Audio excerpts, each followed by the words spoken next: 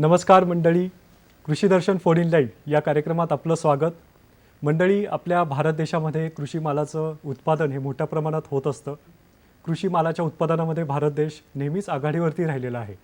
आपल्या महाराष्ट्रामध्ये सुद्धा मोठ्या प्रमाणात फळं, पालेभाज्या, धान्य याचं उत्पादन होतं. गेल्या काही वर्षांची आकडेवारी पाहिली तर आपण आपल्या देशाची, राज्याची गरज भागवून उर्वरित आपला जो शेतीमाल आहे तो बाहेरच्या देशामध्ये निर्यात करतो. यामध्ये तुलनेने चांगल्या प्रकारे प्रगतीसुद्धा आहे आणि यासाठी राज्य आणि केंद्र शासन नेहमी प्रोत्साहन देत असतं. पण मंडळी, अजून आपण काही प्रयत्न केले आणि काही योजनांचा फायदा घेतला तर आपण आपला शेतीमाल हा बाहेरच्या देशांमध्ये निर्यात करू शकतो, चांगल्या प्रकारे आर्थिक फायदा मिळवू शकतो. आणि आपण आत्तापर्यंत सुमारे 198 देशांमध्ये आपण निर्यात करत आलेलो आहोत. या निर्यातीच्या टक्क्यामध्ये चांगल्या प्रकारे वाढ करण्यासाठी आपण काही पावलं उचलण्यासाठी आज आपण एका खास विषयाचं आयोजन आजच्या आपल्या कृषी दर्शन फोन इन लाईव्ह कार्यक्रमासाठी केलं आहे. आजचा आपला विषय आहे महाराष्ट्रातून कृषी निर्यातीची सद्यस्थिती आणि संधी. आपला आजचा विषय स्क्रीनवरती आपल्याला दिसतोय, महाराष्ट्रातून कृषी माल निर्यातीची सद्यस्थिती आणि संधी. या विषयावरती मार्गदर्शन करण्यासाठी आज आपण स्टुडिओमध्ये आमंत्रित केलं आहे सतीश वराडे सरांना. सर नमस्ते, कार्यक्रमात आपलं स्वागत. नमस्कार. नमस्ते मंडळी, सतीश वराडे सर हे महाराष्ट्र राज्य कृषी पणन मंडळ, मार्केट यार्ड, गुलटेकडी, पुणे या ठिकाणी निर्यात विभागामध्ये व्यवस्थापक या पदावर कार्यरत आहेत. सरांना या क्षेत्रातील 18 वर्षांहून अधिक असा अनुभव आहे. सरांनी या निर्यात विषय संदर्भामध्ये वेगवेगळ्या प्रकारचे प्रोटोकॉल विकसित संदर्भात योगदान दिलं आहे. राज्यातील कृषी मालाची निर्यात वृद्धी करण्याकरता विविध आंतरराष्ट्रीय प्रदर्शनांमध्ये सरांनी सहभाग नोंदवलेला आहे. वाशी येथील विकरण सुविधा केंद्राचे सर प्रमुख म्हणून सरांनी कामकाज जे आहे ते बजावलं आहे. आणि जर्मनी, फ्रान्स, अमेरिका, थायलंड या ठिकाणी सरांनी अभ्यास दौरे केलेले आहेत. या अनुषंगाने सर आज आपल्याला या कार्यक्रमात मार्गदर्शन करणार आहेत. आपण चर्चेला सुरुवात करूया. सर, प्रारंभी आपल्या भारत देशातील आणि राज्यातील कृषी मालाची उत्पादनाची स्थिती काय आहे? जागतिकीकरण आणि जागतिक व्यापारातील कृषीविषयक तरतुदीमुळे आज आपल्याला देशाला आणि राज्याला कृषी माल निर्यातीसाठी खूप मोठ्या प्रमाणामध्ये संधी निर्माण झालेल्या आहेत. यामध्ये राज्यामध्ये जी रोजगार हमी योजना या अंतर्गत जे फळबाग लागवड कार्यक्रम, महत्त्वाकांक्षी कार्यक्रम हाती घेतला गेला, त्यामधून मोठ्या प्रमाणामध्ये आज फळ आणि भाजीपाल्याच्या लागवडीखालील क्षेत्राची वाढ झालेली आहे. यामध्ये सांगायचं झालं तर देशामध्ये आज फळांच्या लागवडीखाली जवळपास 67 लाख हेक्टर एवढं क्षेत्रफळ असून महाराष्ट्रामधलं जवळपास एक 8.45 लाख हेक्टर एवढं क्षेत्रफळ आहे. आणि यातून देशामध्ये फळाचं उत्पादन जवळपास 1020 लाख मेट्रिक टन एवढं आहे आणि महाराष्ट्राचं जवळपास 155 लाख मेट्रिक टन आहे. यामध्ये भाजीपाल्याच्या बाबतीत जर बोलायचं झालं तर भाजीपाल्याच्या केसमध्ये आपल्याला आपलं देशाचं क्षेत्रफळ हे जवळपास 103 लाख हेक्टर एवढं आहे आणि तेच आपल्या महाराष्ट्राचं जवळपास 7.45 लाख हेक्टर एवढं आहे. यातून भाजीपाल्याचं उत्पादन देशामध्ये 1885 लाख मेट्रिक टन एवढं घेतलं जातं. तेच आपल्या महाराष्ट्रामध्ये जवळपास आपण 147 लाख मेट्रिक टन एवढं भाजीपाल्याचं उत्पादन घेतो आहे. आता यामध्ये आपण जर का क्षेत्रफळाच्या बाबतीत बोलायचं झालं तर भौगोलिकदृष्ट्या जगामध्ये भारताचा क्षेत्रफळामध्ये 7वा क्रमांक लागतो. यामध्ये लागवडीखालील क्षेत्राबद्दल सांगायचं तर 53% क्षेत्रफळ हे लागवडीखालील आपल्या देशामध्ये आहे. आणि तेच इतर जे देश आहेत, मोठी देश आहेत, त्या देशांमध्ये चीनचं जे लागवडीखालील क्षेत्र आहे हे जवळपास 11 ते 12% आहे. त्यानंतर ऑस्ट्रेलियाचं 6% आहे, रशियाचं 7.5% आहे, अमेरिकेचं जवळपास 5% आहे. तर अशा पद्धतीची ही लागवडीखालील परिस्थिती आहे. आणि उत्पन्नाच्या बाबतीत जर बोलायचं झालं तर चीनचं कृषी मालाचं उत्पन्न जे आहे जवळपास 1085 अमेरिकन बिलियन डॉलर एवढं आहे आणि आपल्या देशाचं हे जवळपास 276 बिलियन अमेरिकन डॉलर एवढं आहे. त्यामुळे उत्पादनाच्या क्षेत्रफळाच्या बाबतीमध्ये आपला 53%, चीनचं 12%, तथापि त्यांचं उत्पन्न हे आपल्यापेक्षा 4 ते 5 पटीने जास्त आहे. तर नक्की यात काम करण्याच्या संधी आपल्याला याच्यामध्ये आहेत. आपण भारताचा जगामध्ये जर उत्पादनाच्या बाबतीत जर काही क्रमांक बघितला तर बऱ्याच ठिकाणी आपण पहिल्या किंवा दुसऱ्या क्रमांकाला आहोत. ज्यामध्ये जसं मसाल्याचे पदार्थ आहेत, डाळी आहे, दूध आहे, चहा आहे, काजू आहे, यामध्ये आपला जगामध्ये पहिला क्रमांक लागतो उत्पादनामध्ये. तेच फळं भाजीपाला आहे, तेलबिया आहे, ऊस, कापूस, त्यानंतर गहू, तांदूळ यामध्ये जगामध्ये दुसरा क्रमांक आहे. म्हणजे खूप चांगल्या प्रकारे उत्पादनामध्ये आपलं नक्कीच नंबर याच्यामध्ये आहे. आणि त्यानंतर आपल्याला आपल्या देशामध्ये 53% क्षेत्रफळ लागवडीखाली आहे. वातावरणसुद्धा खूप अनुकूल असं वातावरण आहे. मनुष्यबळ मोठ्या प्रमाणात उपलब्ध आहे. त्यामुळे आपल्याला यापेक्षा जास्तसुद्धा काही उत्पादकता वाढवण्यासाठीचं, उत्पादन वाढवण्यासाठीचं आणखी आपल्याला काम करता येऊ शकणार आहे. त्यासाठी सुद्धा संधी आपल्याला आहेत. आपण राज्याचं पूर्ण धान्याचं जर क्षेत्रफळ बघितलं धान्य लागवडीखाली, तर जवळपास 170 लाख हेक्टर एवढं आहे आणि त्यातून 1154 लाख मेट्रिक टन एवढं आपण पूर्ण कृषीमाल आपल्या राज्यामध्ये निर्माण करतोय.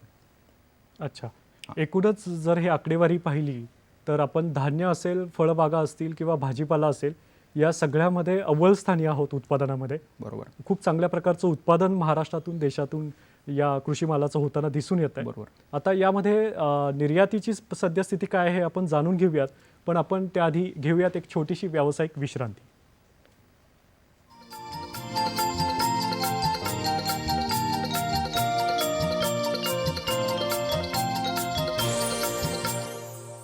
नमस्कार मंडळी, विश्रांतीनंतर कृषी दर्शन फोन इन लाईव्ह या कार्यक्रमात आपलं स्वागत. आज आपण महाराष्ट्रातून कृषी निर्यातीची सद्यस्थिती आणि संधी या विषयावर चर्चा करतोय.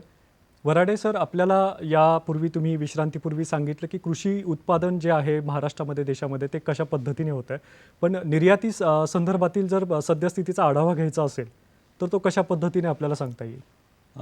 यामध्ये भारताचं जागतिक व्यापार संघटनेचं सदस्यत्व आणि कृषी क्षेत्राचं जागतिक व्यापारातील समावेश यामुळे कृषी मालाच्या निर्यातीसाठी खूप मोठ्या प्रमाणात संधी आपल्याला देशात आणि राज्याला उपलब्ध आहेत. यामध्ये जवळपास आपण सांगितलंच की 198 देशांना कुठला ना कुठला तरी कृषीमाल आपण, विविध कृषीमाल आपण निर्यात करतोय आणि यामधनं जवळपास 14 ते 15 देशांना आपण एकूण निर्यातीच्या 60% माल आपण निर्यात करतोय. हो. यामध्ये आपण 2020-21चं जर आकडेवारी बघितली तर जवळपास आज आपण 407 लाख मेट्रिक टन एवढा कृषीमाल आपण 2020-21 मध्ये निर्यात केला आणि त्यातून आपल्याला $41 बिलियन एवढं परकीय चलन आपल्याला याच्यामध्ये प्राप्त झालेलं आहे.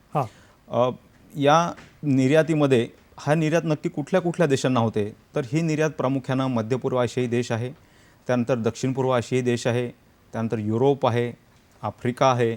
या वेगवेगळ्या खंडांमध्ये आपण आपली कृषी मालाची निर्यात करतो आहे. आणि आपण उत्पादनामध्ये बघितलं की आपला उत्पादनामध्ये पहिला क्रमांक आहे, परंतु निर्यातीमध्ये आपला जर क्रमांक बघितला तर जगामध्ये आपला 13वा क्रमांक आहे. 13वा क्रमांक असल्यामुळे आपल्याला अजूनही यामध्ये काम करण्याची संधी खूप मोठ्या प्रमाणात उपलब्ध आहे.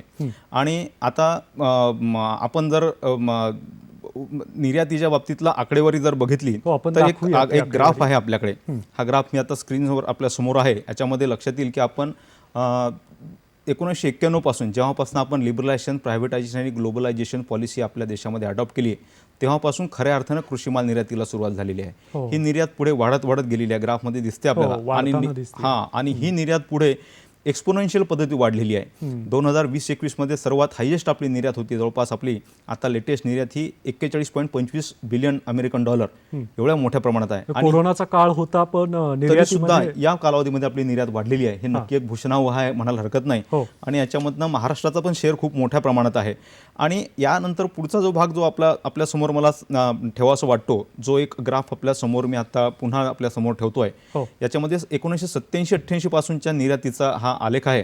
आणि यामध्ये असं लक्षात येईल आपल्या की याच्यामध्ये हिरव्या रंगात जे दाखवलेलं आहे हे विकसनशील आणि अविकसित देशांना केलेल्या कृषीमालाची निर्यात आहे, आणि पिवळ्या रंगामध्ये जे दाखवलेलं आहे ते विकसित देशांना कृषीमालाची निर्यात दाखवलेली आहे. आता विकसनशील देशांना झालेली जी निर्यात आहे ही मोठ्या प्रमाणात वाढत गेलेली आहे, परंतु विकसित देशांची निर्यात जी आहे ही आपली हळूहळू वाढत गेलेली आहे. त्याचं प्रमुख कारण असं आहे की आपण जेव्हा विकसित देशांना निर्यात करतोय तर तेव्हा त्या निर्यात करत असताना आपल्याला त्यांचे जे नॉर्म्स आहेत, आंतरराष्ट्रीय त्या बाजारपेठेचे नॉर्म्स आहेत, हे खूप स्ट्रिंजंट असतात. आणि त्यामुळे आपल्याला सर्व स्टेक होल्डर्स जे आहेत, आपल्या सर्वांना त्याच्यामध्ये खूप मोठ्या प्रमाणात काम करावं लागतं. आणि त्यामुळे आपली जी निर्यात आहे ही निर्यात विकसित देशांमध्ये हळूहळू प्रमाणात वाढलेली आहे. आपण या मुद्द्याकडे परत येऊयात. आपल्याला एक फोन येतोय. नीरज घागरे आपल्याला फोन करतायत वर्ध्याहून. ओके, नमस्कार नीरजजी, आपला प्रश्न विचारा. नमस्कार सर. नमस्कार, बोला. माझा असा प्रश्न होता की टरबूजाची निर्यात कशी करावी व त्याची पॅकिंग व समोर देशामध्ये कशी विकायची याबद्दल मला माहिती हवी आहे. चांगला प्रश्न आहे तुमचा. ऑफ सीझन मधले टरबूज विकायचे आपल्याला. बर, आपला प्रश्न समजलेला आहे. सर काय सांगाल? टरबुजाची सुद्धा निर्यात आपल्या देशातनं मोठ्या प्रमाणात होते आहे. प्रामुख्याने ही निर्यात मध्यपूर्व आशियाई देश जे आहेत, ज्याच्यामध्ये आपल्याला Saudi Arabia, Oman, Qatar, Bahrain, Kuwait या देशामध्ये आपली ही टरबुजाची निर्यात होत असते. आणि या निर्यातीमध्ये जे आपण प्रश्न विचारला, पॅकिंग कसं असलं पाहिजे, तर निर्यातीचं पॅकिंग हे नॉर्मली नायलॉन मेश बॅगमध्ये ही निर्यात केल्या जात असते. मोठ्या साईजचे जर असेल टरबूज तर 3.5 ते 4 किलोपर्यंतचं जर टरबूज असेल तर त्याचं नायलॉन मेश बॅगमध्ये निर्यात केलं जाते. आणि टरबूज जर छोटं असेल, जे 1 ते 1.5 किलोपर्यंत टरबूज असेल, तर हे कोरुगेटेड फायबर बॉक्समध्ये सुद्धा 13 किलोच्या फायबर बॉक्समध्ये हा निर्यात करण्याचं केल्या जात असते. अशा पद्धतीची याची एक टरबुजाची परिस्थिती आहे. बरोबर. यापूर्वी आपण कृषी मालाची निर्यातीची सद्यस्थिती या विषयावर बोलत होता. बरोबर. यामध्ये पुढे काय सांगाल सर? यामध्ये आपल्याला मी आपल्याला ग्राफमध्ये दाखवलं की विकसित आणि विकसनशील देशांची निर्यात कशी होते हे आपल्याला आपण आता बघितलं आहे. त्यानंतर ही निर्यात नक्की कोणत्या कोणत्या कृषी मालाची होत असते हे पण आपल्याला समजून घेण्याची गरज आहे. तर यामध्ये एक टेबल आपल्या समोर, आपल्या ग्राफमध्ये टेबल आपल्या समोर आहे. याच्यामध्ये ताज्या फळांची जी निर्यात आहे, जवळपास 5,600 कोटी रुपयाची निर्यात ही आपण आपल्या देशातून करतोय. त्यानंतर भाजीपाल्याची निर्यात जवळपास 5,300 कोटीची निर्यात होते आहे. त्यानंतर मसाल्याच्या पदार्थाची 29 ते 30,000 कोटी रुपयाची निर्यात देशातून होते आहे. त्यानंतर बिगर बासमती तांदूळ आहे, ते सुद्धा 35,000 कोटी रुपयाचा आहे. त्यानंतर बासमती तांदूळ हा सुद्धा 29,000 कोटी रुपयाचा आहे. अशा पद्धतीने विविध कृषी माल आपल्या देशातून आपण निर्यात करतोय. आणि इव्हन फुलंसुद्धा, जे राज्यातून सुद्धा मोठ्या प्रमाणात होतात, अशी फुलंसुद्धा आपल्या देशातनं जवळपास 550 ते 600 कोटी रुपयाची फुलं आपण देशातून निर्यात करतोय. अशा पद्धतीचं हे निर्यातीचं चित्र आहे. याच्यामध्ये जवळपास 2.5 लाख कोटी रुपयाचं निर्यात आपण आपल्या देशातून दरवर्षी करतोय. आणि कोरोनाच्या काळात सुद्धा ही निर्यात वाढलेली दिसते आपल्याला. मागच्या वर्षी 19-20मध्ये 1.56 लाख होती, आता ती 2.05 कोटी एवढी झालेली आहे. तर यात नक्कीच आपल्याला याच्यामध्ये काम मोठ्या प्रमाणात होते आहे हे आपल्याला दिसते आहे. बरोबर. त्यानंतर पुढचा जो भाग आहे तो ही निर्यात नक्की खंडनिहाय जर बघायचं म्हटलं तर कोणत्या कोणत्या खंडामध्ये होते हे सुद्धा आपल्यासमोर एक ग्राफ आपल्या समोर आहे. याच्यामध्ये आपण मध्यपूर्व आशियाई देशांना जवळपास 30% आपली निर्यात करतो. मग या मध्यपूर्व आशिया देशामध्ये कोणकोणते देश येतात, तर मग त्यामध्ये सौदी अरेबिया आहे, UAE आहे, त्यानंतर ओमान, कतार, बहारीन, कुवैत हे देश याच्यामध्ये मध्यपूर्व आशियाई देशामध्ये येतात. त्यानंतर 33% निर्यात ही दक्षिण पूर्व आशियाई देश आहेत, इथे आपली निर्यात होते, ज्यामध्ये Sri Lanka, Bangladesh, Indonesia, Malaysia, Philippines, Singapore, हाँगकाँग या देशांचा समावेश आहे. बरोबर. आणि त्यानंतर 28% निर्यात ही आफ्रिकेला आपली होते, ज्यामध्ये प्रामुख्यानं दक्षिण आफ्रिका आहे, त्यानंतर झांबिया आहे, इथिओपिया आहे, कोलंबिया आहे. तर या देशांना आपली आफ्रिका खंडामध्ये निर्यात होते. 5% निर्यात ही आपण युरोपमध्ये करतो, ज्यामध्ये इंग्लंड आहे, नेदरलँड, फ्रान्स, जर्मनी हे देश आहेत. आणि 4% निर्यात ही आपण अमेरिकेला करतो, ज्यामध्ये उत्तर अमेरिका आणि त्यानंतर कॅनडा असा हा भाग आहे. अशा प्रकारे खंडनिहाय निर्यात ही आपण आपल्या देशातून करतोय. आणि त्यानंतर मग देशनिहाय जर आपण त्याच्या परकीय चलनानुसार जर काढलं, आतापर्यंत आपण त्याच्या व्हॉल्यूमनुसार बघतोय, आता जर का आपल्याला परकीय चलनानुसार बघायचं असेल तर आपली निर्यात ही प्रामुख्यानं बांगलादेशमध्ये होते. 9% निर्यात आपण आपल्या देशातून बांगलादेशला करतो, 8% निर्यात ही आपण चीनला करतोय, आणि त्यानंतर 60% अमेरिकेला होते, 5% सौदी अरेबिया आणि UAEमध्ये होते आहे, आणि इराण, त्यानंतर इंडोनेशिया, नेपाळ या देशामध्ये जवळपास प्रत्येकी 4% अशा पद्धतीचं हे एकूण निर्यातीचं चित्र आहे. म्हणजे ह्या 14 ते 15 देशामध्ये आपण 60% कृषी मालाची निर्यात आपल्या देशातून करतोय. ही आज आपल्या कृषी मालाच्या निर्यातीची परिस्थिती आहे. हां, एकूणच हे सगळे आकडे आणि हे जर आलेख आपण पाहिले तर खरंच सुखावणारं चित्र आहे. आणि आपल्या भारतामध्ये, महाराष्ट्रामध्ये खूप चांगल्या प्रकारे शेतीमालाचं उत्पादन होतं आहे, निर्यातीमध्ये आपण प्रगती करतोय. पण आता स्पर्धा, निर्यात म्हटली की स्पर्धा आली, कारण आंतरराष्ट्रीय स्तरावरती आपण जाऊन ही गोष्ट करणार आहोत. तर आपल्या देशाचे स्पर्धक कोण आहेत आणि आपल्या शेतकरी बांधवांना बाहेरच्या देशांमध्ये संधी कशा प्रकारच्या आहेत? महत्त्वाचा प्रश्न आहे, कारण आज आपल्या शेतकरी बांधवांनी यात यायचं म्हटल्यानंतर यामध्ये नक्की कुठे कुठे संधी आहे याचा अभ्यास नक्कीच केला पाहिजे. तर परिस्थिती अशी आहे की आपण जर का कम्प्लीट कृषी मालाचा जगभराचा आंतरराष्ट्रीय व्यापार जर बघितला, इंटरनॅशनल ट्रेड, तर जवळपास 750 बिलियन अमेरिकन बिलियन डॉलर एवढा आहे. आणि त्यापैकी आपल्या देशाचा जर पर्सेंटेज बघितला तर ते 4 ते 5% आहे, 40 ते 41 अमेरिकन बिलियन डॉलर. तर ते आपल्याला नक्कीच वाढवण्यासाठी संधी आहेत असं यातनं आपल्याला दिसते. बरोबर. मग ह्या संधी नक्की कुठे कुठे आहेत, तर यामध्ये आपण 3 क्रायटेरियाच्या बेसवरती आपण ह्या संधी कुठे आहे हे जर आपण विस्तृतपणे बघूया, तर यामध्ये पहिला जो क्रायटेरिया आहे तो क्रायटेरिया असा आहे की यामध्ये आपल्या भारतीय वंशाची लोक ही जगभरामध्ये विविध देशांमध्ये आज आहेत. होय. त्यामध्ये जर बघितलं तर सौदी अरेबियामध्ये जवळपास 41 लाख भारतीय तिथे आज आहेत आणि स्क्रीनवरती आपल्याला दिसते आहे की याच्यामध्ये अमेरिकेमध्ये जवळपास 39 लाख भारतीय तिथे आहेत.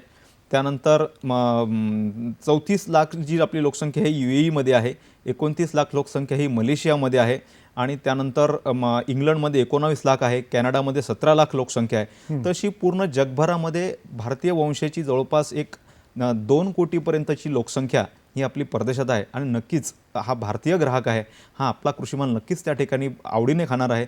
त्यामुळे आपल्याला अशा देशामध्ये आपला कृषीमाल निर्यात करण्यासाठी संधी आहेत हे म्हणायला हरकत नाही. बरोबर. त्यानंतर दुसरा जो क्रायटेरिया आहे की आपला कृषीमालाच्या संधीच्या बाबतीत, तर आज जगामध्ये कृषीमाल आयात करणारे खूप देश आहेत. त्यातली जे काही प्रमुख देश आहेत, या मुद्द्याकडे आपण येऊयात. मी थांबवतोय तुम्हाला. आपल्याला फोन येतोय. गोपाल काबरा आपल्याला फोन करतायत बुलढाण्याहून. नमस्कार गोपालजी, आपला प्रश्न विचारा. नमस्कार सर, आमच्याकडे जांब आहे सर. नमस्कार. नमस्कार. नमस्कार. नमस्कार. आमच्याकडे जांब आहेत सर, 100% सेंद्रिय पद्धतीनं तयार केलेले आहेत. आता हे पहिलंच वर्ष आहे, तर जांबाची निर्यात होऊ शकते का? हो, जांबाची सुद्धा निर्यात होते. जांबाची निर्यात ही सुद्धा मध्यपूर्व आशियाई देशांमध्येच प्रामुख्याने होते.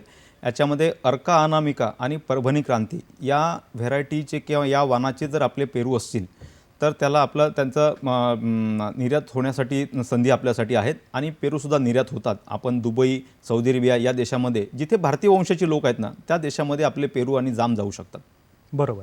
सर, यापूर्वी आपण आपल्या देशाचे स्पर्धक कोण आहेत याविषयी सांगत होता. निर्यातीमध्ये आपल्याला स्पर्धेत टिकून राहायचं असेल बरोबर, तर कोणत्या देशांशी आपल्याला स्पर्धा करावी लागणार आहे? बरोबर. आपण त्याच्या दुसऱ्या क्रायटेरियाच्या संदर्भात बोलत होतो. बरोबर. तर त्यामध्ये जगामध्ये असे काही देश आहेत की ते कृषीमाल मोठ्या प्रमाणात आयात करतात.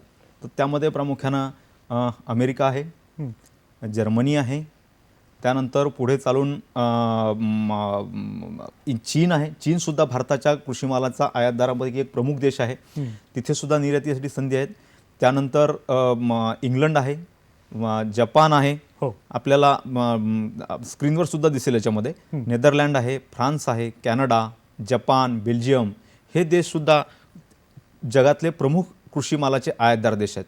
त्यामुळे नक्कीच या देशांमध्ये जर का आपला कृषीमाल आपण पाठवू शकलो तर आपल्या शेतकऱ्यांना चांगल्या पद्धतीनं बाजारपेठ उपलब्ध होऊ शकेल आणि चांगला दर मिळण्यासाठी त्याचा फायदा होऊ शकणार आहे. हा झाला दुसरा क्रायटेरिया. परंतु यापेक्षा पुढचा एक तिसरा क्रायटेरिया जो आहे, मी आमच्या स्तरावरती अभ्यास केला आहे आणि त्यात आमच्या असं निदर्शनास आलं की जगामध्ये असे काही देश आहेत की त्या देशांची आयात गेल्या 4 ते 5 वर्षातली आयात ही काही पटीत वाढलेली आहे. पर्सेंटेजमध्ये नाही सांगत मी आपल्याला, पटीमध्ये वाढलेली आहे.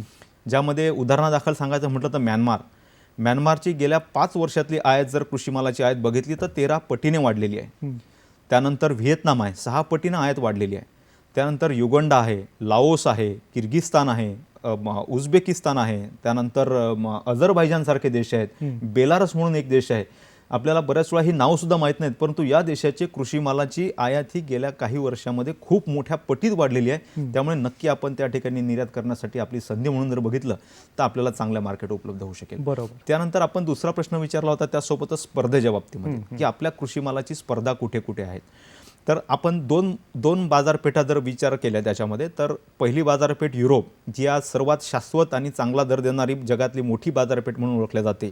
तर या बाजारपेठेसाठी आपल्याला जे काही कॉम्पिटिशन आहे, स्पर्धा आहे, तर ती प्रामुख्याने आहे ती मेक्सिको, स्पेन, त्यानंतर पेरू, जर्मनी, फ्रान्स, नेदरलँड या देशांची, मोरोक्को या देशांची मोठ्या प्रमाणामध्ये आपल्याला स्पर्धा या ठिकाणी आहे. आणि तेच आपण जर का दुसरी बाजारपेठ, मध्यपूर्व देशांची बाजारपेठ आज जगातली सर्वात मोठी बाजारपेठ ओळखल्या जाते. तर या बाजारपेठेमध्ये आपल्याला जी स्पर्धा आहे ही स्पर्धा आहे चीन, थायलंड, त्यानंतर इस्रायल, जॉर्डन, काही प्रमाणामध्ये इराण, अफगाणिस्तान, पाकिस्तान यांचीसुद्धा आपल्याला काही भागामध्ये आपल्याला स्पर्धा करावी लागते. तर असे हे देश आपल्या शेजारचे देश आहेत जे आपल्याला स्पर्धक म्हणून आहेत. बरोबर. आणि याचा अतिशय सविस्तरपणे उलगडा आपण सर या ठिकाणी केला. आपल्याला या स्पर्धेमध्ये राहायचं आहे, त्यामुळं याची माहिती आपण शेतकरी बांधवांना दिली. आता सर, आपण महाराष्ट्राकडे येऊयात. तुम्ही देश आणि जागतिक स्तरावरची परिस्थिती आता सांगितली, पण महाराष्ट्रामध्ये कृषी मालाचं उत्पादन अर्थात तुम्ही मगाशी उल्लेख केला की खूप मोठ्या प्रमाणात होत आहे. तर महाराष्ट्रातली सध्या स्थिती काय आहे आणि आपल्या महाराष्ट्राची ज्या काही जमेच्या बाजू आहेत त्या कोणत्या आहेत, याविषयी आपण काय सांगाल? अ, महाराष्ट्रामध्ये उत्पादन किती कसं होतं हे आपण चर्चा केली आहे. महाराष्ट्राला देशाचा एक हॉर्टिकल्चर बाउल, फलोत्पादनाचे एक बास्केट अशा पद्धतीनं महाराष्ट्राची ओळख आहे. त्यामुळे मोठ्या प्रमाणामध्ये फलोत्पादन पिकं जी आहेत, फळं आणि भाजीपाला, याचं मोठं उत्पादन आपण राज्यामध्ये घेतो आहे. नुसतं उत्पादनच नाही तर आपण निर्यातीमध्ये सुद्धा मोठ्या प्रमाणात इथे निर्यात करतो आहे. अग्रेसर राज्य म्हणून आपलं देशामध्ये आपलं एक कॉन्सन्ट्रेशन त्याच्यामध्ये आहे. तर यामध्ये जी निर्यात होते आहे ही जर बघितली, आपण डिटेलमध्ये बघितली तर आंबा आपण आपल्या देशाच्या एकूण निर्यातीच्या 90% निर्यात ही आपल्या महाराष्ट्रातून करतो आहे. खरी हे 70 ते 75% असते, परंतु आपल्यासमोर जो ग्राफ मी टेबल आपल्यासमोर ठेवला आहे, या टेबलमध्ये आपल्याला लक्षात येईल की हे 20-21ची आकडेवारी आहे. कोरोना काळामध्ये बाकी राज्यातनं निर्यात फारशी झाली नाही, जी महाराष्ट्रातनं झाली. त्यामुळे आपल्या असं निदर्शनास येते की आंब्याची सुद्धा जवळपास 89% निर्यात ही आपल्या एकट्या महाराष्ट्र राज्यातून आपण केली आहे. द्राक्षाची सुद्धा 89% आहे. मनुका, बेदाना जे आहे ते 90% आहे. केळीची 75% निर्यात ही एकट्या आपल्या महाराष्ट्र राज्यातून झालेली आहे. कांद्याची सुद्धा 54% निर्यात आपण राज्यातून केली. असं विविध फळं भाजीपाल्याची जवळपास एक 40 ते 45%, म्हणजे ओव्हरऑल जर सर्व कृषी मालाची निर्यात जर आपण बघितली तर आपली महाराष्ट्राचा शेअर जो आहे, महाराष्ट्राचा वाटा जो आहे, हा देशामध्ये 40 ते 45%पेक्षा सुद्धा जास्त आहे. तर अशा पद्धतीची आपली परिस्थिती सर, या मुद्द्याकडे आपण परत येऊयात. आपल्याला एक फोन येतोय. संतोष पवार फोन करतायत औरंगाबादहून. नमस्कार संतोषजी, आपला प्रश्न विचारा. साहेब, आपल्याला कांद्याची याची गुळाची निर्यात करता येईल का युरोप कंट्रीमध्ये? कुठलं कमोडिटी आपण प्रश्न परत विचारा. हा, गुळाची निर्यात करता येईल का आपल्याला, असा त्यांचा प्रश्न आहे. संतोष पवार औरंगाबाद. होय, गुळाची सुद्धा निर्यात आपल्या देशातनं होते आहे. आपला गुळ जो आहे, हा गुळ जर आपण बाजारपेठा बघितल्या तर गुळ हा दक्षिण पूर्व आशियाई देश जे आहेत त्या देशांमध्ये होते, मध्य पूर्व आशियाई देशांमध्ये होते. नेपाळ, श्रीलंका, बांगलादेश जे नजीकचे देश आहेत, इथे सुद्धा आपल्या गुळाची निर्यात होते. आणि आता बरेच जे आपले शेतकरी बांधव आहेत हे सेंद्रिय गुळाच्याकडे सुद्धा वळलेले आहेत. तर सेंद्रिय गुळाला सुद्धा आपलं जर त्याचं प्रमाणीकरण असेल तर आपल्याला युरोपमध्ये सुद्धा आणि अमेरिकेमध्ये सुद्धा आपल्याला गुळाची निर्यात करता येऊ शकणार आहे, किंवा आपण लोक आज आपले बांधव करतायत. फक्त यातला महत्त्वाचा भाग हा आहे की गुळाची निर्यात करत असताना ज्या युनिटमध्ये आपण हे गुळ तयार करतो आहे त्या युनिटला आपण फसाई म्हणून एक संस्था आहे भारत सरकारची, food safety standard authority of India, बरोबर, त्याचं आपल्याला प्रमाणीकरण त्या युनिटला घेणं गरजेचं आहे. जेणेकरून आपल्याला आपण ज्या ठिकाणी गुळ तयार करतो आहे तिथे हायजिनिक आपण मेंटेन करतो की नाही, त्या ठिकाणी वापरणारे जे युटेन्सिल्स आहे, भांडे आहेत, ते आपण त्या ग्रेडचे वापरतो की नाही, या सर्व गोष्टीचं आपल्याला त्या ठिकाणी आपल्याला प्रमाणीकरण करून घ्यायचं असते. आणि ते प्रमाणीकरण केल्यानंतर ते जर प्रमाणपत्र आपल्याकडे फसायचं प्रमाणपत्र असेल तर आपण आपल्या गुळाची सुद्धा निर्यात करू शकतो. आणि बरीच मंडळी ही गुळाची निर्यात सध्या करतात. बरोबर. सर, आता यापूर्वी आपण महाराष्ट्रातील निर्यातीची परिस्थिती तुम्ही सांगत होता. कोरोनाच्या काळामध्ये आपण खास करून महाराष्ट्र राज्याने खूप चांगल्या प्रकारे निर्यात केलेली आहे आणि आपल्या महाराष्ट्राची काही बलस्थानं आहेत याविषयी आपण सांगत होता. तर यामध्ये आपण अजून सांगावं सर. बरोबर. एक तर सर्वात पहिलं बलस्थान म्हणता येईल की उत्पादन. आज मुबलकता राज्यामध्ये तिन्ही ऋतू खूप व्यवस्थित पद्धतीत जनरली असतात आणि त्यामुळे दर्जेदार मालाचं कुठल्या ना कुठल्या फळाचं किंवा भाजीपाल्याचं उत्पादन हे राज्यामध्ये होतेच होते, वर्षभर होते. त्यामुळे आपण सातत्यानं आपल्या फळं आणि भाजीपाल्याची निर्यात करू शकतो. हे आपलं नक्की एक महत्त्वाचं बलस्थान म्हणता येईल. त्यानंतर राज्यामध्ये खूप मोठ्या प्रमाणामध्ये इन्फ्रास्ट्रक्चर क्रिएशन झालेलं आहे. म्हणजे पायाभूत सुविधा. कुठलाही कृषीमाल निर्यात करायचा म्हटला की त्यासाठी पायाभूत सुविधांची गरज असते. तर त्या पायाभूत सुविधासुद्धा आपण राज्यामध्ये भूषणावं हे आहे की देशामध्ये सर्वप्रथमच अशा पद्धतीच्या सुविधा आपल्या राज्यामध्ये निर्माण केलेल्या आहे. महाराष्ट्र राज्य कृषी पणन मंडळाच्या पुढाकाराने 90-91 पासूनच द्राक्षामध्ये आपण अशा पद्धतीच्या सुविधा उभ्या केल्या. त्यानंतर 2002-03 नंतर ॲग्री एक्सपोर्ट झोन जेव्हा आलेत तेव्हा आपण काही सुविधा pack houses, export facility centres आपण राज्यामध्ये उभे केले. आणि या सर्व पायाभूत सुविधांमुळे देशातून किंवा राज्यातून खूप मोठ्या प्रमाणात कृषी मालाची निर्यात व्हायला लागलेली आहे. एवढंच नाही तर आपल्याला स्क्रीनवर दिसते आहे की जगातल्या सर्व प्रमुख देशातील प्रमुख शहरांना जोडणारे जे विमानतळ आहे, मुंबई आंतरराष्ट्रीय विमानतळ, हे आपलं राज्यामध्ये आहे. बरोबर. त्यानंतर देशातून जो काही कृषी मालाची निर्यात होते त्याच्या 70 ते 75% हे JNPT, Jawaharlal Nehru port trust, इथून आपली निर्यात होते. नावाशेवा हे बंदर आहे, हे बंदर देखील आपल्या महाराष्ट्रात आहे. तर अशा पद्धतीचं एक स्ट्रॅटेजिक लोकेशन आपल्या महाराष्ट्राचं आहे. आणि याही पुढे जाऊन मी म्हणेल की कुठलंही नवीन तंत्रज्ञान आलं तर ते तंत्रज्ञान आत्मसात करण्याची आपल्या शेतकरी बांधवाची जे महाराष्ट्रातल्या शेतकरी बांधवाची जी मानसिकता आहे ते नक्कीच त्याच्यामध्ये सर्वात महत्त्वाचा त्याच्यामध्ये वाटा आहे असं म्हणायला हरकत नाही. तर ह्या सर्व गोष्टींमुळे आज राज्यातून खूप मोठ्या प्रमाणात आपण कृषीमाल निर्यात करू शकतोय. बरोबर. ही आपल्या काही जमेच्या गोष्टी आहेत आपल्या राज्याकडं आणि मुळात आपले शेतकरी बांधव सकारात्मक वृत्तीने ह्या सगळ्या गोष्टी मध्ये विकास करत आलेले आहेत. त्यामुळं आपल्या निर्यातीमध्ये, महाराष्ट्राच्या निर्यातीमध्ये वाढ होताना दिसून येते. आता सगळ्यात प्रामुख्याने जी शंका आहे किंवा जो प्रश्न मनामध्ये येतो शेतकरी बांधवांचा की यासाठी परवाने कोणते लागतात, तर याविषयीची माहिती आपण द्यावी सर. आपल्या शेतकरी बांधवांनी नक्कीच स्वतः निर्यातदार व्हावं हे आमचा शासनाचा नेहमीसाठीचा एक प्रयत्न असतो. आणि यासाठी बऱ्याच वेळा असं वाटतं की याच्यामध्ये काही गोष्टी कठीण आहेत का, परंतु ह्या गोष्टी खूप सुकर झालेल्या आहे. पूर्वी याच्यामध्ये खूप वेळ जायचा, परंतु शासनाने हे सर्व परवाने काढण्यासाठीच्या ज्या काही सर्व गोष्टी आहेत ह्या आज आपल्या वेबसाईटवरती उपलब्ध करून दिलेलं आहे. घरी बसूनसुद्धा हे परवान्यांचं काम आपल्याला करता येऊ शकतं. तर यातला सर्वात पहिला जो महत्त्वाचा परवाना आहे तो आहे आयात निर्यात परवाना. त्याला आम्ही एक्सपोर्ट इम्पोर्ट कोड म्हणतो. Director general of foreign trade, वाणिज्य मंत्रालय, भारत सरकार ही संस्था आहे. तर त्यांच्याकडनं हे एक्सपोर्ट इम्पोर्ट कोड दिले जाते. अत्यंत सोपी त्याची पद्धत आहे. याच्यामध्ये आपला कंपनी किंवा आपली जे काही लिगल एंटिटी असेल त्याचे रजिस्ट्रेशनचे कागदपत्र, त्यानंतर बँकेचे कॅन्सल्ड चेक, त्यानंतर आपल्याला त्याच्यामध्ये पॅन कार्ड, आधार कार्ड, फोटो आणि त्यानंतर त्यांची फीज, या 5च गोष्टी जर आपण त्यांच्या वेबसाईटवरती भरल्या तर आपल्याला 1 तासामध्ये आपल्याला आपलं एक्सपोर्ट इम्पोर्ट कोडचा ईमेल प्राप्त होतो. इतकी ही सिस्टम सोपी झालेली आहे. हे झाल्यानंतर देशाने, केंद्र सरकारने काय केलं आहे की विविध कृषी मालासाठी त्याच्या प्रमोशनसाठी काही एक्सपोर्ट प्रमोशन कौन्सिल सेटअप केलेले आहे. आपला जो विषय आहे फळं, भाजीपाला, प्रक्रियायुक्त पदार्थ, लाईव्हस्टॉक, दुग्ध व्यवसाय, याच्यासाठीची जी संस्था आहे ती agriculture and process food product export development authority, APEDA म्हणून जी संस्था आहे, या संस्थेचं आपल्याला रजिस्ट्रेशन करावं लागतं. तर ही सुद्धा ऑनलाईन पद्धतीमध्ये यांची सिस्टम आहे. त्याला आपण RCMC म्हणतो, रजिस्ट्रेशन कम मेंबरशिप सर्टिफिकेट, हे आपण घ्यावं लागतं.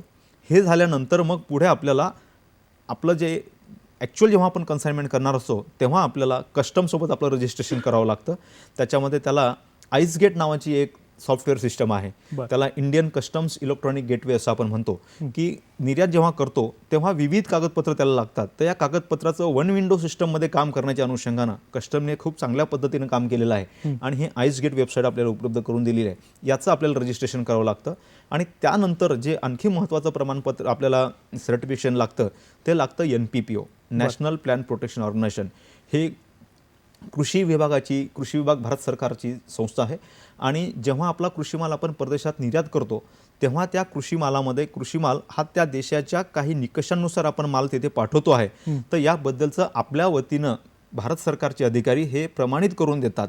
तर अशा पद्धतीचं एक फायटोसॅनिटरी सर्टिफिकेट आपल्याला त्या मालासोबत पाठवायचं असतं. ते देण्याची जे सर्टिफिकेट देणारी जी एजन्सी आहे, संस्था आहे, ती संस्था म्हणजे NPPO. त्यामुळे आपल्याला NPPOचं सुद्धा रजिस्ट्रेशन करून घ्यावं लागतं. अशा पद्धतीचे हे ताज्या कृषी मालासाठीचे हे परवाने आपल्याला लागतात. पण आपण जर का प्रक्रियायुक्त माल पाठवणार असू तर आपल्याला food safety standard authority of India, मी थोड्या वेळापूर्वी बोललो गुळाच्या केसमध्ये, तसं ते जे फॅक्टरी जिथे आपण हा माल तयार होणार आहोत त्याला फसाईचं लायसन्ससुद्धा घ्यावं लागतं. तर अशा पद्धतीचे हे परवाने आपल्याला काढावे लागतात. पण अत्यंत सोपी अशी पद्धत आहे. त्यामुळे कुठल्याही शेतकऱ्यांनी त्यात मनात बाऊ न ठेवता हे जर का काम केलं तर हे सर्वचं सर्व जवळपास 15 ते 20 दिवसामध्ये हे सर्व परवाने आपले पूर्ण होऊ शकतात. हो सर, आपल्याला फोन येतो या ठिकाणी एक. हो, विनोद आढे फोन करतायत आपल्याला. हॅलो, औरंगाबादहून. बोला. नमस्कार, आपला प्रश्न विचारा विनोदजी. नमस्कार सर. नमस्कार सर, माझा प्रश्न आहे. नमस्कार सर. नमस्कार. बोला. नमस्कार. प्रश्न माझा विचारा प्रश्न आहे आपला. की उन्हाळी कांद्याची निर्यात कोणत्या देशात करावी आणि कशी करावी? उन्हाळी कांद्याची निर्यात करायची आहे, कशी करावी? कांदा हा निर्यातीसाठी खूप महत्त्वाचा विषय आहे. आणि आपण देशामधून जवळपास एक 20 ते 25 लाख मेट्रिक टन एवढ्या कांद्याची निर्यात आपण देशातून करतो. आणि ही निर्यात जी आहे, आपला जो लाल कांदा आहे, महाराष्ट्रात जो आपण लाल कांदा जो उत्पादित करतो, याची निर्यात ही प्रामुख्याने गल्फ कंट्रीजमध्ये, जे आखाती देश आहेत, या देशामध्ये होते, ज्या ठिकाणी आपला जो कांदा आहे, या लाल कांदा, या लाल कांद्याची जो तिखटपणा आहे हा मोठ्या प्रमाणात आहे. त्यामुळे आपला हा कांदा हा आखाती देशामध्ये, मुस्लिम देशामध्ये मोठ्या प्रमाणामध्ये आवडीने खाल्ला जातो. त्यामुळे आपल्याला त्या देशामध्ये निर्यातीसाठी संधी आहेत. त्याच्यामध्ये मग दुबई आहे, त्यानंतर ओमान आहे, कतार आहे, कुवैत आहे, बहारीन आहे, सौदी अरेबिया आहे. तर या देशामध्ये आपली निर्यात आपण कांद्याची करू शकतो. बरोबर. आता कृषी माल उत्पादनामध्ये निर्यात करताना आपल्याला प्रक्रिया काय आहे, शासनाच्या आणखी काही योजना आहेत, पॅकेजिंग कसं करायचं हे आपण जाणून घेऊयात, पण एका छोट्याशा व्यावसायिक विश्रांतीनंतर.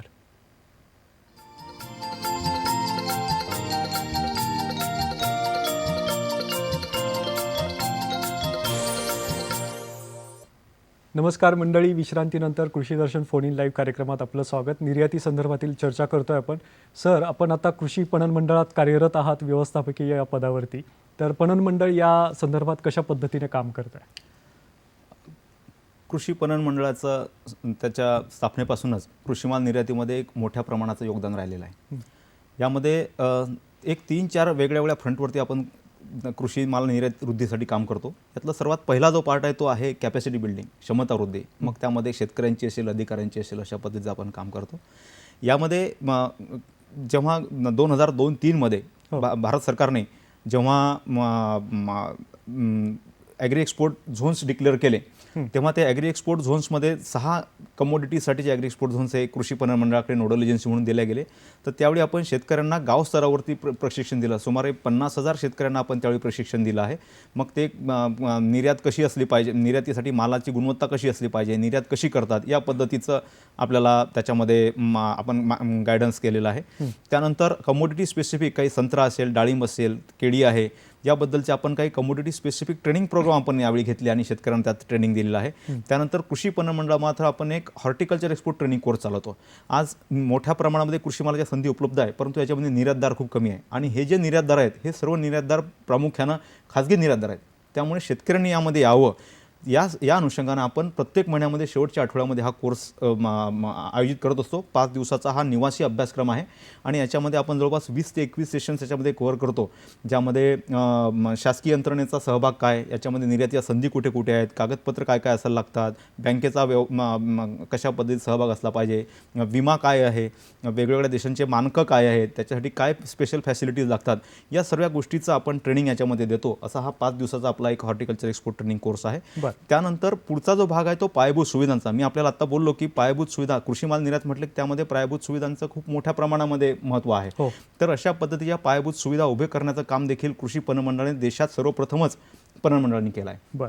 अपेड आहे, राष्ट्रीय कृषी विकास योजना आहे, पणन मंडळाचा स्वनिधी आहे. तर यातून अशा विविध सुविधा कृषी पणन मंडळाने उभ्या केलेल्या आहे. आपल्यासमोर काही फोटोग्राफ्स मी त्या फॅसिलिटीचे आपल्यासमोर ठेवतो आहे. तर ह्या निर्यात सुविधा केंद्रांमध्ये प्रामुख्यानं प्री कूलिंग आहे, cold storage, ripening chamber, packing grading line, pack houses, अशा विविध सुविधा त्या ठिकाणी आहेत. आणि यातून जवळपास आतापर्यंत आपण एक 1.5 ते 2.25 लाख मेट्रिक टन एवढ्या कृषी मालाची निर्यात केलेली आहे. या सुविधांचं आणखी दुसरं महत्त्व हे आहे की यातनं वेगळ्या पद्धतीचं एक शेतकऱ्यांना कृषी निर्यातीसाठीची गुणवत्ता काय असते याचा अभ्यास होऊ शकला. नवनवीन बाजारपेठा खुल्या होण्यासाठी त्याचा उपयोग झाला, रोजगार निर्मिती झाली. आणि जेव्हा कृषी पणन मंडळाने जवळपास ह्या 44 सुविधा आज राज्यामध्ये उभ्या केल्या, तर सद्य परिस्थिती अशी आहे की देशामध्ये जवळपास 250 अशा सुविधा आहेत. त्यातल्या 150 सुविधा ह्या एकट्या महाराष्ट्रात आहेत. म्हणजे या सुविधांचा महत्त्व बघून खाजगी गुंतवणूकदारांनी सुद्धा अशा पद्धतीच्या सुविधा आपल्याला आज उभ्या केलेल्या आहेत. काही सुविधांचे फोटोग्राफ्स पुन्हा आणखी आपल्या समोर मी ठेवतोय, आपण दाखवूयात ते. तर अशा पद्धतीच्या काही स्पेशल ट्रीटमेंट सुविधा सुद्धा कृषी पणन मंडळ उभ्या केलेल्या आहे. आपल्याला काही जे विकसित देश आहेत त्या विकसित देशांना माल पाठवायचा असेल तर त्या ठिकाणी विविध प्रक्रिया त्यावर करावी लागते. जसं जापानला, आपल्याला न्यूझीलंडला, साऊथ कोरियाला काही माल पाठवायचा असेल त्याच्यावरती व्हेपरी ट्रीटमेंट करावी लागते. तर ती सुविधा आपल्याकडे आहे. त्यानंतर पुढच्या स्लाईडमध्ये आपण दाखवलं आहे की अमेरिका, ऑस्ट्रेलिया या देशांना आंबा, डाळिंब जर आपल्याला निर्यात करायची असेल तर ते सुद्धा आपल्याला त्यासाठी असणारे जे विकिरण सुविधा केंद्र आहे हे सुद्धा जवळपास 40 ते 45 कोटी रुपये खर्च करून या कॅपॅसिटीचं देशात एकमेव सुविधा केंद्र हे आपल्या राज्यामध्ये आपण कृषी पणन मंडळ उभं केलेलं आहे. आणि यातून आपण आंबा, द्राक्ष, त्यानंतर डाळिंब आहे, सुकामेवा आहे, पशुखाद्य आहे, अशा पद्धतीचा विविध कृषीमाल आपण इथून सुद्धा निर्यात करतो आहे. तर अशा पद्धतीचं हे झालं पायाभूत सुविधांचं काम. तसंच कृषी पणन मंडळामार्फत आपण काही बाहेर सेलर मीट्स आयोजित करतो. मी सांगितलं हॉर्टिकल्चर एक्सपोर्ट ट्रेनिंग कोर्स आपला आहे, त्यातले जे काही प्रशिक्षणार्थी आहेत त्यांच्यासाठी बाहेर सेलर मीट्सचं आपण आयोजन करतो. त्यानंतर राज्यामध्ये आपण काही निर्यात वृद्धीसाठीच्या योजना ह्या कृषी पणन मंडळामार्फत आपण राबवतो आहे, ज्याच्यामध्ये समुद्रमार्गे जर का निर्यातदाराने निर्यात केली तर त्याला आपण 50,000 रुपये प्रति कंटेनर इतकं आपण अर्थसहाय्य त्यामध्ये देतो. आणि सर्वात महत्त्वाचा भाग म्हणजे नुकताच आपण राज्य सरकारचा आशियाई विकास बँक अर्थसहाय्य जो प्रकल्प आहे तो प्रकल्प आपण राज्यामध्ये राबवतो आहे, ज्यामध्ये प्रामुख्यानं डाळिंब, संत्रा, केळी, त्यानंतर भेंडी आहे, हिरवी मिरची आहे, मोसंबी, पेरू, चिकू, सीताफळ या सर्व पिकांसाठीचे मूल्य साखळी विकसित करण्याच्या अनुषंगाने आपण याच्यामध्ये काम करतो आहे. याच्यामध्ये शेतकऱ्यांची क्षमता वृद्धी आहे, त्यानंतर मूल्यवृद्धीसाठी किंवा निर्यातीसाठी त्यात काम करणारे जे स्टेक होल्डर्स असतील त्याला आम्ही व्हॅल्यू चेन ऑपरेटर्स म्हणतो, तर त्यांनासुद्धा अर्थसहाय्य आहे, कमी दरामध्ये वित्त सहायता पुरवठा आहे. अशा पद्धतीचं विविध काम आपण या मॅग्नेट प्रकल्पामार्फत देखील करणार आहोत. या संदर्भामध्ये अजून माहिती देताना आपण कृषी पणन मंडळ कशा पद्धतीने काम करते याविषयी आपण काय सांगाल सर? यामध्ये जर आपल्याला पुढे आणखी बघायचं म्हटलं तर यामध्ये बाकी मी आपल्याला सांगितलं आहे की बाहेर सेलर मीट्स आहे किंवा विविध निर्यातीच्या अनुषंगानं वेगवेगळे वर्कशॉप्स आहेत, तर हे देखील आपण कृषी पणन मंडळ आयोजित करतं आणि यातून आपली निर्यात वृद्धी करतो. बरोबर. अतिशय निर्णायक आणि महत्त्वाची भूमिका कृषी पणन मंडळ या ठिकाणी बजावताना दिसून येत आहे. खूप चांगल्या प्रकारचे प्रयत्न कृषी पणन मंडळ करत आहे. सर, आता पॅकेजिंग हा एक महत्त्वाचा भाग असतो निर्यातीमध्ये, तर या पॅकेजिंग विषयीची माहिती देताना आपण काय सांगाल? कुठलाही कृषीमाल जेव्हा आपण निर्यात करतो तेव्हा तो ग्राहकापर्यंत सुरक्षितरित्या पोहोचण्याची गरज आहे आणि तो त्याला सुरक्षितरित्या पोहोचत असेल तर पॅकेजिंगचं सर्वात महत्त्व आहे. त्यामुळे दर्जेदार पॅकेजिंग असण्याची गरज आहे. त्याचं जे पॅकेजिंग मटेरियल आहे हे सुद्धा दर्जेदार असलं पाहिजे. त्यावरती जे लेबलिंग करतो आपण ते सुद्धा एक यथायोग्य असलं पाहिजे. अशा पद्धतीचं पॅकेजिंग असलं पाहिजे. आणि या पॅकेजिंगच्या अनुषंगानं सांगताना ते कसं असलं पाहिजे, एकतर ते इंडियन इन्स्टिट्यूट ऑफ पॅकेजिंग म्हणून एक संस्था आहे, त्या संस्थेने काही पॅकेजिंग स्टँडर्ड निर्यातीसाठी तयार केलेले आहे, तर ते त्यानुसार ते पॅकेजिंग असलं पाहिजे. माल हा ग्राहकाच्या हातात पोहोचेल तेव्हा तो दबणार नाही, तो खराब होणार नाही, त्याचा फ्रेशनेस राहील, ही काळजी त्यात घेतल्या गेली पाहिजे त्या पॅकेजिंगमध्ये. त्यानंतर 3 प्लाय किंवा 5 प्लायचे बॉक्सेस आपल्याला याच्यामध्ये पाठवायचे असतात. त्यानंतर आपल्याला बॉक्सेस जे टाईप जर बघितले तर स्क्रीनवरती बघा मी आपल्याला दाखवतो. याच्यामध्ये फ्लिप टाईपचा बॉक्स असतो, त्यानंतर टॉप बॉटम टाईपचे काही बॉक्सेस आपल्याला याच्यामध्ये वापरले जातात जेणेकरून त्याची स्ट्रेंथ चांगली होऊ शकेल. त्यानंतर पुढचा जो बॉक्स आहे तो स्क्रीनवरती आहे आपल्यासमोर, ओपन टॉप पॅकेजिंग. म्हणजे या युरोपमध्ये जर आपला माल पाठवायचा असेल तर त्या ठिकाणी त्या बॉक्समध्ये नक्की मी कुठला माल घेतोय, खरेदी करतोय, तर हे सुद्धा त्या ग्राहकाला दिसलं पाहिजे अशी त्या ग्राहकाची मागणी असते. त्यामुळे ओपन टॉप पॅकेजिंग आपण त्याच्यामध्ये आहे. त्यानंतर सनबोर्ड किंवा थर्माकोलचं पॅकेजिंग सुद्धा आज वापरलं जाते आहे. तसंच ज्या काही नवीन आधुनिक काही पद्धती आलेल्या आहेत त्यामध्ये सुद्धा नवीन तंत्रज्ञानानुसार मॉडिफाईड ॲटमॉस्फिअर पॅकेजिंग, ज्यामध्ये ऑक्सिजन आणि कार्बन डायऑक्साईड याचं पर्सेंटेज जे आहे हे पर्सेंटेज नियंत्रित करून मॉडिफाईड ॲटमॉस्फिअर पॅकेजिंग सुद्धा आज वापरलं जातं, जेणेकरून त्याचं शेल्फ लाईफ वाढतं. कांदा किंवा लसूण असेल तर तो नायलॉन पॅकेजिंग बॅगमध्ये वापरला जातो. तर अशा पद्धतीचं विविध पॅकेजिंग आणि त्यानंतर त्या बॉक्सवरती जे लेबलिंग आहे हे लेबलिंग सुद्धा यथायोग्य असलं पाहिजे, जेणेकरून तो माल त्यामध्ये फळं असतील तर नंबर ऑफ फ्रुट्स किती आहेत, त्याचं वजन किती, ग्रॉस वेट किती, नेट वेट किती. फोन घेऊयात. ओके, पुण्याहून फोन येतोय आपल्याला. वसंत जोशी फोन करतायत पुण्यातून. नमस्कार वसंतजी, आपला प्रश्न विचारा. हॅलो. हा, नमस्कार सर. हा नमस्कार. खूप छान कार्यक्रम आहे. मला 2 प्रश्न आहेत. पहिला प्रश्न जो आहे की याच्यामध्ये पेमेंटची गॅरंटी कशी आपण घेऊ शकतो किंवा त्यासाठी इन्शुरन्स किंवा शिपर जो आहे त्याला पैसे परत कसे मिळू शकतील, हा एक महत्वाचा प्रश्न. आणि तो बाध्य करण्यासाठी किंवा त्याला बांधण्यासाठी अशी काय आपल्याकडे सिस्टीम आहे का? बरं आपले दोन्ही प्रश्न चांगले आहेत सर. काय सांगाल, थोडक्यात सांगावं? हो, यामध्ये कृषी माल निर्यात जेव्हा आपण करतोय तेव्हा याच्यामध्ये विम्याची सुद्धा सुविधा आहे. याच्यामध्ये ECGC म्हणून संस्था आहे, एक्सपोर्ट क्रेडिट गॅरंटी कॉर्पोरेशन.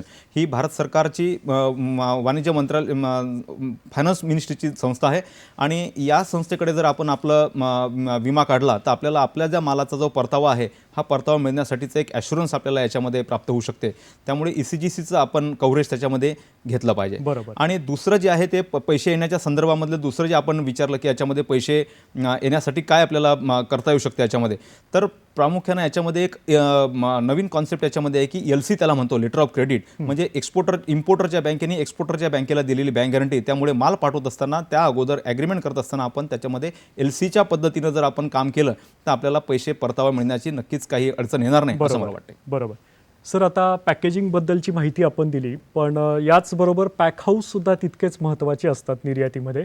या संदर्भातील काही फोटो आपण प्रेक्षकांना दाखवावेत आणि माहिती द्यावी. याच्यामध्ये कुठल्याही कृषी मालाचं आपण जर निर्यात करायची म्हटली तर यामध्ये आपण त्या देशाची आयातदाराची जी मागणी आहे, गुणवत्तापूर्ण माल, त्यानंतर त्याच्यामध्ये रेसिड्यूचा इश्यू नसावा, रसायनांच्या उर्वरित अंशाचा इश्यू नसावा, त्यानंतर त्याच्यामध्ये रोड व कीडमुक्त हे पदार्थ असावे. तर अशा पद्धतीचा माल जर आपण पॅकहाऊस आपल्याला जर त्याची विश्वासार्हता त्या आयातदाराला द्यायची असेल तर त्या ठिकाणी मालाचं पॅकिंग हे पॅकहाऊसमध्ये झालं पाहिजे. अशा पद्धतीचं एक आंतरराष्ट्रीय लेव्हलवरतीच एक त्याच्यामध्ये नियमावली आलेली आहे. तर आपल्या देशामध्ये आपण अशा पद्धतीचे पॅकहाऊसेस उभे केलेले आहे. आपल्यासमोर स्क्रीनसमोर आपण म्हटल्याप्रमाणे काही फोटोग्राफ्स आपल्यासमोर ठेवतोय. तर हे पॅकहाऊसमध्ये अशा पद्धतीचा माल जो आहे हा माल इथे जे आपली ट्रेसेबिलिटी सिस्टीम आहे त्या ट्रेसेबिलिटी सिस्टीममधला जो माल आहे त्या शेतकऱ्याचा माल हा पहिल्यांदा आपण लॅबॉरेटरीला त्याचं सॅम्पल पाठवतो, त्याचं रेसिड्यूचं टेस्टिंग आपण करतो. तो माल जर तिथून पास झाला तर तो माल वातानुकूलित वाहनामध्ये तिथून क्रेट्समध्ये तो माल आपल्या पॅकहाऊसला येतो. तो तिथे आपल्या होल्डिंग रूममध्ये येतो. होल्डिंग रूममध्ये तिथे त्याचं NPPO अधिकारी तपासणी करतात. नंतर त्या मालाचं वॉशिंग ग्रेडिंग पॅकिंग होते. नंतर पुन्हा तो स्टॅकिंग रूमला आपण ठेवतो आणि त्यानंतर NPPO अधिकारी पुन्हा त्याची तपासणी करतात आणि त्यानंतर त्याचं ते फायटोसॅनिटरी सर्टिफिकेट आपल्याला देतात आणि ते फायटोसॅनिटरी सर्टिफिकेट जे आहे हे त्या कृषी मालासोबत निर्यात केलं जात असते. बरोबर. अतिशय उपयुक्त माहिती आपण सर या विषयातील शेतकरी बांधवांना दिली. खूप चांगल्या प्रकारच्या योजना शासनाच्या आहेत. तर आता कार्यक्रमाच्या शेवटाकडे आपण जातोय. वेळ अगदी थोडी शिल्लक आहे आपल्याकडं. शेतकरी बांधवांना कार्यक्रमाच्या शेवटी तुम्ही जाता जाता काय संदेश द्याल थोडक्यात? मी आपल्याला बोललो आहे की उत्पादन मोठं आहे, निर्यातीला मोठ्या प्रमाणात संधी आहे. त्यामुळे शेतकरी बांधवांनी यामध्ये नक्की आलं पाहिजे आणि आपल्याला जो माल निर्यात करायचा ह्या ग्राहकाच्या मागणीनुसार करायचा आहे.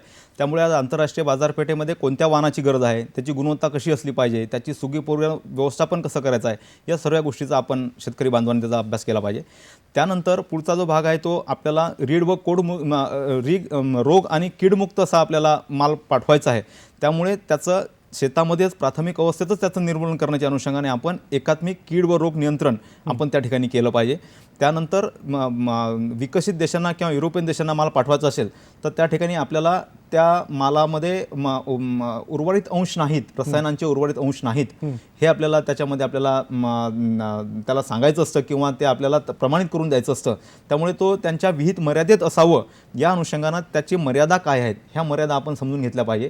त्यानंतर आपण ट्रेसेबिलिटीचा वापर केला पाहिजे. आज अपेडा आणि कृषी विभाग यांच्या संयुक्त विद्यमानं जे आज ट्रेसेबिलिटी सॉफ्टवेअर विकसित केलं गेलेलं आहे तर हे ट्रेसेबिलिटीसुद्धा त्याच्यामध्ये आपलं महत्त्व काय आहे ते समजून घेतलं पाहिजे. आणि सर्वात महत्त्वाचं मी आपल्याला सांगेल की ज्यामुळे मोठ्या प्रमाणात माल रिजेक्ट होतो तो म्हणजे पेस्टिसाइड रेसिड्यूचा जो इश्यू आहे.